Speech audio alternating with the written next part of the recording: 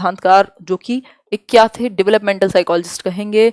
अधिगम की प्रक्रिया में मतलब सीखने की प्रक्रिया में जैविक परिपक्वता क्या है, आपकी जेनेटिक मैच्योरिटी कह सकते हैं हम इसको, मैच्योरिटी कह करके बुला सकते हैं, की भूमिका पर, मतलब कि मैच्योरिटी का एक इंपॉर्टेंट रोल है, जेनेटिक मैच्योरिटी का, जीन्स का एक इंपॉर्टेंट रोल है, हेरिडिटरी जो कैरेक्टरिस्टिक्स हैं उनका अपना एक रोल है। कौन इस बात में विश्वास रखेंगे? बहुत ही गलत आंसर आप लोग कर रहे हैं। बिहेवियरिस्ट नहीं मानते हेरिडिटी को, बहुत ज्यादा वो भाव नहीं देते। वो भाव किसको देते हैं? कंडीशनिंग को देते हैं, प्रैक्टिस को देते हैं, इन सभी चीजों को देते हैं। इसी बात पे आप कर दीजिएगा लाइक, और मैं बता देती हूँ आपको आंसर, एक ही रुपये के लिए नहीं, एक नंबर के लिए। आंसर क्या होगा? जीन प्याजे। जीन प्याजे कहते हैं कि भैया उन्होंने कहा है स्पेशली एक्टिविटी इंपॉर्टेंट है, जब भी तो वो स्टेजेस की बात कर रहे हैं, क्योंकि स्टेजेस के बिना, एज बढ़े बिना आप जब तक आगे नहीं बढ़ेंगे आप मैच्योर नहीं होंगे। तो वो स्टेजेस के अकॉर्डिंग जो मैच्योरिटी है उसकी बात कर रहे हैं, मतलब कि उनके लिए एज भी इंपॉर्टेंट है, उनके लिए आनुवांशिकता इंपॉर्टेंट है, हेरिडिटी जिसको हम कह देते हैं, वो एक इंपॉर्टेंट चीज है और प्याजे। ठीक, आगे बढ़ेंगे नेक्स्ट क्वेश्चन की तरफ। नेक्स्ट क्वेश्चन क्या है? प्याजे के संज्ञानात्मक विकासवाद सिद्धांत के अनुसार जटिल विचार डैश के दौरान आते हैं। प्याजे, वाइगोस्की और कोहलबर्ग को आज हम बहुत अच्छे से करने वाले हैं। जो क्वेश्चंस होंगे वो ज्यादातर प्याजे वाइगोस्की पर होंगे। बहुत बढ़िया, जिनके सारे सही हुए हैं अभी तक। प्याजे के संज्ञानात्मक विकासवाद यानी कि कॉग्निटिव डेवलपमेंट का जो सिद्धांत है प्याजे का, उसमें जटिल विचार मतलब कॉम्प्लेक्स थॉट कह लीजिए, वो कब आएंगे? एब्स्ट्रैक्ट थॉट भी कह सकते हो आप इसको। हिंदी में वही बात है, हिंदी में प्रॉब्लम होती ही है, स्पेशली मनोविज्ञान में या चाइल्ड डेवलपमेंट एंड पेडागोजी में। ठीक, तो क्योंकि एक एक शब्द के लिए बहुत ही अजीब अजीब से शब्द हैं। एकोमोडेशन को हिंदी में आवास कहते हैं, लेकिन हम साइकोलॉजी में पढ़ते हैं समायोजन। वो एक बेसिक बात है, तो आपकी हिंदी दुनिया से ही अच्छी हो।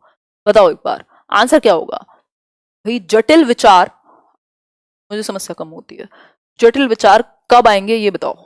औपचारिक, बिल्कुल फॉर्मल ऑपरेशनल स्टेज 11 वर्ष के बाद। ठीक है, 11 से 15 मान लीजिए, इसको एडोलेसेंस वाली एज है ये। तो यहाँ पर एब्स्ट्रैक्ट जो कॉम्प्लेक्स से कॉम्प्लेक्स प्रॉब्लम है, बच्चा मैथ्स हो साइंस हो ये सब चीजें सीखने लगेगा, क्योंकि उसका दिमाग और बेहतर तरीके से विकसित हो गया है। ठीक है, तो ये एक बात हुई। यहाँ पे कॉन्क्रीट, यहाँ पर एब्स्ट्रैक्ट चीजें। कॉम्प्लेक्स को हम कह सकते हैं जो हमारे हाथ में नहीं है, जिनको हमें सोचना पड़ेगा, आइडियाज में है, चाहे कोई हाइपोथेसिस हो, चाहे कोई एक्सपेरिमेंट हो, ये यहाँ पर वो चीजें देख पाएगा जो उसके, जो इनको वो टच फील कर सकता है, देख सकता है। आगे बढ़ेंगे नेक्स्ट क्वेश्चन की तरफ। नेक्स्ट क्वेश्चन है, बुद्धिमत्ता यानी कि इंटेलिजेंस एक ऐसी प्रक्रिया है जो कई अवस्थाओं की श्रृंखला के माध्यम से बढ़ती है। मतलब बुद्धिमत्ता आप जानते हैं, इंटेलिजेंस कैसी प्रक्रिया है, कैसी प्रोसेस है? अवस्थाओं की श्रृंखला मतलब एज जो है आपकी स्टेजेस में चलेगी और विकसित होगी। छोटे बच्चों बनाम बड़े बच्चों की सोच के बीच गुणात्मक और मात्रात्मक दोनों अंतर होते हैं। भाई अगर कोई 10 साल का बच्चा है और कोई 16 साल का बच्चा है, तो मात्रात्मक और गुणात्मक अंतर मिलेंगे। अलग तरीके से सोचेंगे, किस तरह से सोचेंगे ये पूछा है। कौन से सिद्धांतकार हैं? फटाफट से आंसर कर दीजिए। बिल्कुल जीन प्याजे हैं, जो कहते हैं कि भैया एज का जो है वो प्रभाव है। जब भी जो भी स्टेजेस की बात कर रहा है वो सिंपल बात एज की भी करेगा, मतलब कॉग्निटिव मैच्योरिटी की भी बात करेगा। वो कैसे करेंगे इसको हम समझ लेते हैं थोड़ा सा। देखो यहाँ पे बात हुई है कि अवस्थाओं की श्रृंखला, जो स्टेजेस की जो एक सीरीज है ना, उसमें बच्चा विकसित होगा। तो ये बात, और उसकी क्वालिटेटिव और क्वांटिटेटिव थॉट और बेहतर होंगे, ये बात जीन प्याजे करते हैं।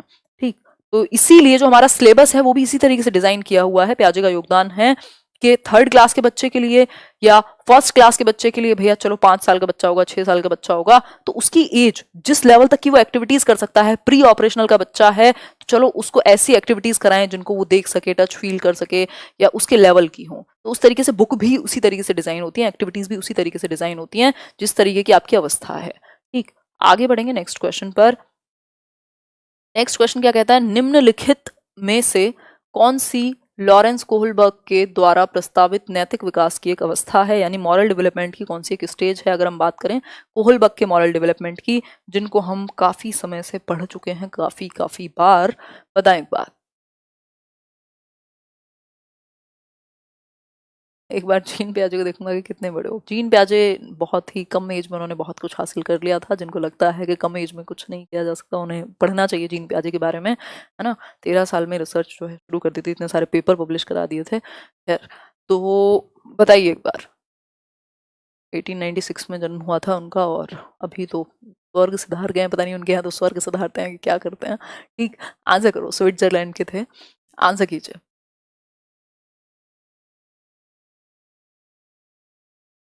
ना ना ना ना ना, देखो abstract things simple to complex नहीं जाती, वो कॉम्प्लेक्स हैं पहले से ही, ठीक है, तो कॉम्प्लेक्स हैं पहले से तभी हम एब्स्ट्रैक्ट कह रहे हैं। बताओ एक बार, लॉरेंस कोहलबर्ग का सिद्धांत पहचानना है भाई, सामाजिक अनुबंधन अभिविन्यास जो 5वीं स्टेज है, सोशल कॉन्ट्रैक्ट ओरिएंटेशन, वही है यहाँ पर। कोहलबर्ग ने क्या दिया है, स्तर दिए हैं कितने, 3, और स्टेजेस यानी कि स्टेजेस को क्या कहेंगे, अवस्थाएं दी हैं 6। तो ध्यान में रखिएगा, जो लेवल की अगर बात करेगा तो लेवल सिर्फ 3 है, इसमें गड़बड़ मत करिएगा, फ्री का नंबर है। और स्टेज कितनी है, स्टेज है आपकी 6, क्योंकि हर एक लेवल में 2-2 स्टेजेस हैं, ठीक। तो ये एक बात हुई, ये पियाजे की स्टेजेस हैं, ये आपका ये इंडस्ट्री वर्सेस इंफीरियरिटी आपकी एरिक्सन की है, ये प्रसुप्ति जो उसको लेटेंसी कहते हैं ये फ्रॉइड की है। तो इनको आप हटा सकते हैं, अगर आपने थियोरीज पढ़ी हैं तो अपने आप भी आप आंसर तक पहुंच सकते हैं। पेज से हाथ लगाने को मना किया है, बट क्या कर सकते हैं, आदत, वैसे मैं कहीं गई नहीं हूँ, हाथ तो मत, सबसे ज्यादा हाथ में ही धोती हूँ मुझे लगता है। समीपस्थ विकास का क्षेत्र संदर्भित करता है, मतलब कि अगर हम बात करें जोन ऑफ प्रॉक्सिमल डेवलपमेंट की, तो इसका मतलब क्या है, समीपस्थ विकास मतलब जहां तक आपका जो प्रॉक्सिमल डेवलपमेंट है, संभावना है जहां तक आपके विकास होने की, उसका मतलब क्या है। ZPD हमने अभी वाइगॉस्की को किया था कुछ ही टाइम पहले, तो वहां से आपको पता होना चाहिए। नाम ले दिया आपका हॉरी सिंह, बहुत ही बढ़िया, हॉरिफाइड नाम है आपका एकदम। बताएं एक बार, सिर्फ हिंदी क्यों, ये हिंदी वालों के लिए विशेष एक प्रावधान किया गया है। मजाक कर रही हूँ, जल्दी इंग्लिश में मतलब बाइलिंगुअल आएगा। हाँ, दिल छोटा मत करो। बताओ एक बार, समीपस्थ विकास का क्षेत्र यानी ZPD zone of proximal development, यदि बच्चों को सहायता मिले तो वो सीख सकता है। अब इसमें आती है एक चीज कि वो बिना सहायता के एक काम कर सकता है, फिर उसके बाद वो सहायता के साथ कर सकता है। तो मतलब ये डिफरेंस हो गया किसके बीच में, सहायता के साथ करने और बिना सहायता के साथ करने में, यानी शिक्षार्थी समीपस्थ नहीं, ये नहीं होगा, शिक्षार्थी दूरस्थ क्या करते हैं, शिक्षार्थी सहायता के साथ या उसके बिना क्या कर सकते हैं। तो ये एक बात है कि भैया ये काम है एक यहाँ तक का, मान लो ये बच्चा है, इस एक दायरे में वो खुद कर लेता है बिना सहायता के, ये दायरा है जोन ऑफ प्रॉक्सिमल डेवलपमेंट कि वो सहायता और बिना सहायता के क्या कर सकता है, इस बीच का डिफरेंस है, यानी बी हो गया इसका सिंपल आंसर। आगे बढ़ेंगे नेक्स्ट क्वेश्चन की तरफ।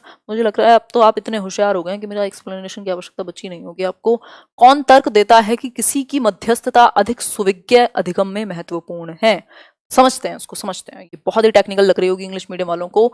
मध्यस्थता मतलब किसी ने हेल्प की, स्कैप फोल्डिंग कह लीजिए, यहाँ पर मदद हुई है। तो ये बात, ये जो रीजनिंग है वो किसकी है कि बच्चे को सुविधा होगी सीखने में, लर्निंग में हेल्पफुल होगा क्या, स्कैप फोल्डिंग या फिर हेल्प कह सकते हैं, मचान कह सकते हैं। तो ये तो अब तक आप समझ गए होंगे। वाइगॉस्की ने, लेव वाइगॉस्की ने कहा है कि भैया अगर आप मदद दे दोगे, मोर नॉलेजेबल अदर, जो आपसे ज्यादा जानता होगा किसी एक क्षेत्र में, अगर आप लेट्स लर्न पे आके कुछ क्वेश्चन प्रैक्टिस कर लोगे तो आसानी ही होगी, मुश्किलें बढ़ेंगी नहीं आपकी, ठीक है। तो ये क्या है, वाइगॉस्की की एक बात है। आगे बढ़ेंगे नेक्स्ट क्वेश्चन की तरफ। वाइगॉस्की की थियरी ना देखी हो देख लीजिएगा, अभी रिसेंटली ही डिस्कस किया है एक और बार।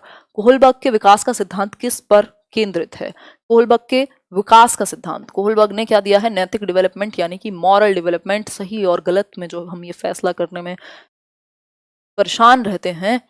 मेरा भी नाम लीजिए, हेमलता जी नाम ले लिया आपका। बताएं एक बार, कोहलबर्ग के विकास का सिद्धांत किस पर केंद्रित है, थोड़ा सा सोच समझ के आंसर कीजिएगा, बहुत तेजी से गलत हो जाएगा आंसर।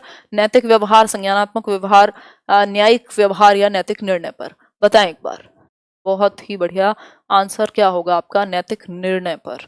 भैया आप क्या निर्णय लेंगे इस बात पर क्या है, इंपॉर्टेंट है। उन्होंने बेसिकली बहुत ज्यादा इसको इंपॉर्टेंस दी है। आगे बढ़ेंगे नेक्स्ट एक क्वेश्चन की तरफ। नेक्स्ट क्वेश्चन क्या कहेगा वो समझते हैं। ये तो फाइनल है, ये तो फाइनल है, वो जो निर्णय लेने में जो रीजनिंग लगी है, उनका जो ध्यान था कोहलबर्ग का, वो उस पर था, ना कि व्यवहार से भी बाद में। पहले जो इंपॉर्टेंस है वो इस पर है कि आपने रीजन लगाया क्या निर्णय को लेने में। आगे बढ़ेंगे नेक्स्ट क्वेश्चन पर। प्रारंभिक विद्यालय के बालक विकास के किस चरण में हैं, प्रारंभिक विद्यालय मतलब जो शुरुआती initial stage of your school. तो यहाँ पे बात करें तो औपचारिक परिचालन, ठोस परिचालन, मतलब ये प्याजे की अवस्थाएं हैं। आंसर कीजिए बहुत तेजी के साथ, फिर हम आगे बढ़ेंगे और मैं सोने का प्रयास करूंगी। हाँ, अब किसी का नाम नहीं लिया जाएगा, मिस हो गया जी आपका नाम। क्या होगा इसका आंसर, बहुत बढ़िया, पूर्व परिचालन। 2 से 7 वर्ष है ना इसकी एज, तो इनिशियल में तो यहाँ होगा ही, अगर पहली क्लास में भी बैठेगा तो, ठीक है। तो एक बात हुई। आगे बढ़ेंगे नेक्स्ट क्वेश्चन की तरफ। नेक्स्ट क्वेश्चन क्या है, अधोलिखित में गणित संबंधी अधिगम और क्षमता को कौन सा पद परिभाषित